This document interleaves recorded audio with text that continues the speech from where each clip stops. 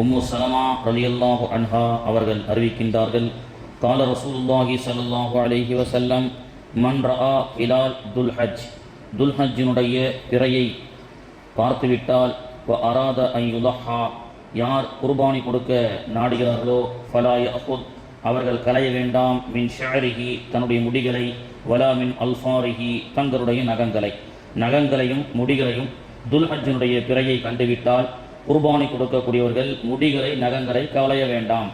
நாளை புதன்கிழமை அசருக்குள் நம்முடைய அந்த தேவைகளை முடித்துவிட்டு நாளை பிறை பார்க்கப்படும். அதாவது 28ஆம் தேதி நாளை அசரோடு நாம் முடிகளை நகங்களை வெட்டி கொள்ள வேண்டும். மக்ரிபுக்கு பிறை தெரிய வாய்ப்புள்ளது. ஷக்குடைய நாளாக இருக்கிறது.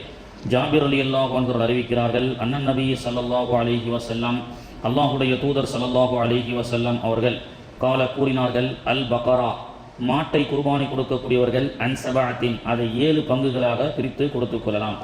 7 நபர்களுடைய பெயரில் ஒரு மாட்டை குர்பானி கொடுக்கலாம்.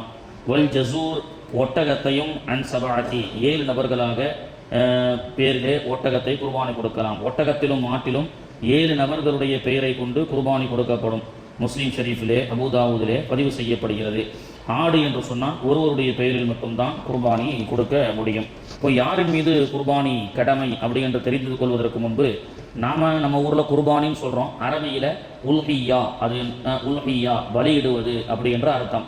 இப்போ இந்த குர்பானி உல்ஹியா என்ற அந்த பலியிடுதல் அப்படின்றது 3 வகையாக நாம் பிரித்து தெரிந்து கொள்ள வேண்டும். நிறைய பேர் போட்டு குழப்பிக்கிட்டே இருப்பாங்க.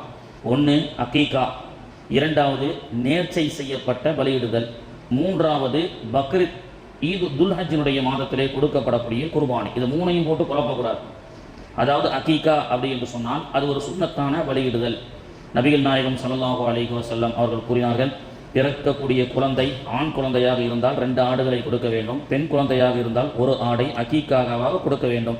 பிறக்கக்கூடிய அந்த குழந்தைக்கு அக்கீகாவாக கொடுக்கப்படுவதன் மூலம் அந்த குழந்தையினுடைய எதிர்காலத்தினுடைய நோய்களை விட்டும், அது சிறப்பாக வாழ்வதை விட்டும், சிறப்பாக வாழக்கூடிய சூழலையும் அல்லாஹ் தஆலா ஏற்படுத்துவானா. அக்கீகாக நிறைய சிறப்புகள் இருக்குது. அது வேற. பிறந்து 7வது நாள் ரசூல் ஸல்லல்லாஹு அலைஹி வஸல்லம் அவர்கள் தன்னுடைய பேர குழந்தைகளுக்கு கொடுத்திருக்கிறார்கள். 2 ஆடு, ஆண் பிள்ளை காரணமாக 2 ஆடை கொடுத்துருக்குறாங்க அப்படின்னு சொல்லப்படுகிறது. 7 நாட்களுக்குள்ள தான் கொடுக்கணுமான்னு சொன்னால் கிடையாது. 7வது நாள் ஸல்லல்லாஹு அலைஹி வஸல்லம் அவர்கள் அக்கீகா குழந்தை பிறந்ததற்கு பிறகு, குழந்தை பிறந்து 7 நாளில் பெண் குழந்தைக்கு 1, ஆண் குழந்தைக்கு 2 கொடுத்தாங்க.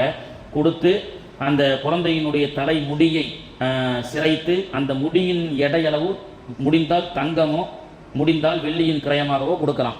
முடியின் எடையளவு தங்கத்தை, அந்த தங்கத்தினுடைய காசு மதிப்பு எவ்வளவோ அதை தர்மமாக கொடுக்கலாம் என்றும், அந்த முடியின் எடையளவு வெள்ளியை தர்மமாக கொடுக்கலாம்னு சொல்லப்பட்டது. இது 7வது நாள் தான் கொடுக்கணும், அதை தாண்டி கொடுக்கக்கூடாதுன்னா கிடையாது. 10வது நாள்னா 10வது நாள் கொடுங்க, 1 மாதம் கழிச்சுன்னா 1 மாதம் கழிச்சு கொடுங்க, எப்போ வேணாலும் வசதி வரதோ கொடுக்கலாம். கடனை வாங்கி கொடுக்கறத விட அல்லாஹ் காசு கொடுத்ததற்கு பிறகு கொடுக்கறது ரொம்ப நல்லதாக இருக்கிறது அப்படின்னு சொல்லி இது ஒரு சுன்னத்தான அமல். இந்த இறைச்சி, இந்த அக்கீகா கொடுக்கப்படக்கூடிய அந்த இறைச்சியை எப்படி பங்கிடுவது? நிறைய பேர் நாம் எடுத்துக்க கூடாதுங்க, எல்லாத்தையும் தர்மமாக தான் கொடுக்கணும். அல்லது சில பேர் சொல்லுவாங்க, பெற்ற அந்த குழந்தையுடைய தாய் தந்தை தொடவே கூடாது அப்படின்னு சொல்லுவாங்க. இதெல்லாம் தவறான கான்செப்ட். அந்த அக்கீகாவுடைய கறி குர்பானி கறியை பங்கிடுவதை போன்றுதான். 1 பங்கு நாம, இன்னொரு பங்கு ஏழைகளுக்கு, இன்னொரு பங்கு உறவினர்களுக்கு கொடுக்கலாம். இல்லை உறவினர்கள்லாம் நிறைய இருக்கிறாங்க, பிள்ளைக்கு காது குத்து ஃபங்க்ஷன் வச்சிருக்கிறேன், பேர் வைக்கிற ஃபங்க்ஷன் வச்சிருக்கிறேன், அதில் அக்கீகா கறியை விருந்தாக வச்சு கொடுக்கலாம்னா தாராளமாக கொடுக்கலாம். பெற்றோர்கள் தாராளமாக சாப்பிடலாம், வீட்டில் உள்ளவங்க யார் வேணாலும் சாப்பிடலாம், தப்பு கிடையாது. அது ஒரு பரக்கத்தான இறைச்சி தான். அப்போ அந்த பலியிடுதலுடைய சட்டம் இப்படி. அடுத்து இன்னொன்று, நேர்ச்சை செய்யப்படக்கூடிய பலியிடுதல். யாருக்கேனும் உடம்புநிலை சரியில்லை அல்லது ஏதேனும் ஒரு தேவை, இறைவா இவருக்கு இந்த உடல்நிலை நல்லாகிவிட்டால், என் பிள்ளைக்கோ உறவினருக்கோ அத்தாவுக்கோ அம்மாவுக்கோ, அல்லது இந்த காரியம் நிறைவேற்றப்பட்டு விட்டால் நான் அறுத்து பலியிடுகிறேன் அப்படின்னு சொல்லி நாம் நேர்ச்சை செஞ்சிட்டோம். அந்த நேர்ச்சை நபரு அது நிறைவேறியும் விட்டது. யாருக்கு உடம்பு சரியில்லையோ அவன் நல்லா போயிட்டாங்க. அல்லது எந்த காரியத்துக்காக நம்ம செய்யறோமோ, நீயத்து வச்சோமோ, அந்த காரியம் நடந்துருச்சு. அது என்ன செய்யலாம், அந்த பலியிடுதல் என்பது எப்போ அந்த காரியம் நடந்து முடிந்ததோ உடனே அடுத்து மவுத் ஆகிறதுக்கு, அதாவது என்ன செய்யணும் சொன்னால் மவுத் எப்போ வேணாலும் வரலாம். எனவே அந்த நேர்ச்சை செய்யப்பட்ட அந்த இதை பலியிடுதலை உடனே நிறைவேற்ற வேண்டும். அப்படி நேர்ச்சை செய்யப்பட்டது பலியிட்டு நம்ம உடனே நிறைவேற்றப்படக்கூடிய நேரத்தில் அந்த இறைச்சி தான் என்ன செய்யக்கூடாது, நாம தொடக்கூடாது, எல்லாத்தையுமே தர்மம் செய்யணும். அதில் என்ன சொல்கிறாங்கன்னா, யாரின் பேரில் நேர்ந்திருக்கிறோமோ, இப்போ ஒரு மகனின் பேர்லையோ மகள் பேர்லையோ நேர்ந்து இந்த புள்ள நல்லா ஆயிடுச்சுன்னு சொன்னால் நான் பலியிடுறேன்னு பலியிடுறேன்னு சொல்லி நீங்கள் நீயத்து வச்சுட்டீங்க. புள்ள நல்லா போச்சுன்னு சொன்னால் பலியிட்டு அந்த இறைச்சி அந்த பிள்ளைக்கு தான் கொடுக்கக்கூடாது. தாய் தந்தைகள் எடுக்கணும்னு சொன்னால் எடுத்துக்கொள்ளலாம். சரி, வீட்டில் உள்ள ஒரு பிள்ளைக்கு மட்டும் கொடுக்காம நாம மட்டும் சாப்பிட்டா நல்லா இருக்கிறதுன்னு சொல்லி தான் என்ன செய்கிறாங்க, அந்த இறைச்சி நம்ம தொடவே கூடாது, எல்லாத்தையும் தர்மம் செய்யணும்னு சொல்லப்பட்டது. சரிங்களா? இது நேர்ச்சையினுடைய குர்பானி, நேர்ச்சையினுடைய பலியிடுதலுடைய சட்டம். இப்போ பக்ரத்தினுடைய குர்பானி அப்படின்றது யாருக்கு கடமை அப்படின்னு பார்த்தால், துல்ஹஜ்ஜி பிறை 10, 11, 12 இந்த 3 நாட்கள் குர்பானி கொடுக்கப்படக்கூடிய நாட்கள். இந்த நாட்களில் தங்களுக்கு தேவை போக 612 கிராம் வெள்ளி அல்லது அன்றைய விலை மதிப்பு பணம் அவர் கையில் இருப்பாக இருந்தால் குர்பானி கொடுப்பது அவர் மீது கட்டாய கடமை. துல்ஹஜ்ஜினுடைய பிறை 10, 11, 12 அன்று எல்லா செலவினங்களும் போக, அது யாருக்கும் அமானித காசாக இருக்கக்கூடாது. ஒருத்தர் கொடுத்து வச்சிருப்பார், பாக்கெட்டில் காசு இருக்க குர்பானி கொடுக்கக்கூடாது. நம்மளுடைய காசில் இந்த 612 கிராம் வெள்ளி அளவுக்கு உண்டான காசு நம்ம அக்கௌண்ட்லையோ அல்லது நம்மக்கிட்ட சும்மாவோ இருந்ததுன்னு சொன்னால் கொடுக்கணும். இந்த 612 கிராம் அப்படின்றது இன்னைக்கு விலை 111 நினைக்கிறேன். 111 ரூபா ஒரு கிராம் வெள்ளி.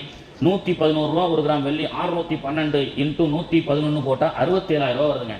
67,000 சில ரூபாய் நம்மிடத்தில் உபரியாக துல்ஹஜ்ஜுடைய மாதத்தில் நம்ம இடத்துல காசாக இருந்தால், யாராவது கொடுத்து வச்ச காசு இருக்கு 1 லட்சம், அதை அப்படி கிடையாது, நம்மளுடைய காசாக இருக்க வேண்டும். அது வியாபாரத்துக்கு ரொட்டேஷனில் உள்ள காசாக இருந்தாலும் பிரச்சனை கிடையாது. 67,000 ரூபா நம்ம இடத்துல இருந்தால் துல்ஹஜ்ஜினுடைய 10, 11, 12 அன்று 67,000 ரூபாய் 2025 இன்றைய கணக்கின்படி 612 கிராம் வெள்ளியினுடைய மதிப்பு நம்ம இடத்துல இருந்தால் குர்பானி என்பது நம் மீது கட்டாய கடமையாக இருக்கிறது இன்ஷா அல்லாஹ். அந்த கட்டாய கடமையான குர்பானியை எப்படி பங்கிட்டு கொடுப்பது, எந்த தரத்தினுடைய ஆட்டை கொடுப்பது, எந்த தரத்தினுடைய மாட்டிலே கொடுப்பது என்பதை பற்றி இன்ஷா அல்லாஹ் அடுத்தடுத்த நாட்களிலே நாம் பார்ப்போம். சுப்ஹானல்லாஹி பிஹம்திஹி சுப்ஹானக்கல்லாஹும்ம பிஹம்திக அஷ்ஹது அல்லா இலாஹா இல்லா அன்த அஸ்தக்ஃபிருக.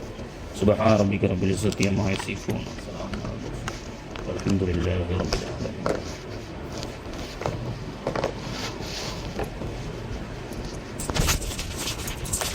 ஆலமீன். உம்மு சலமா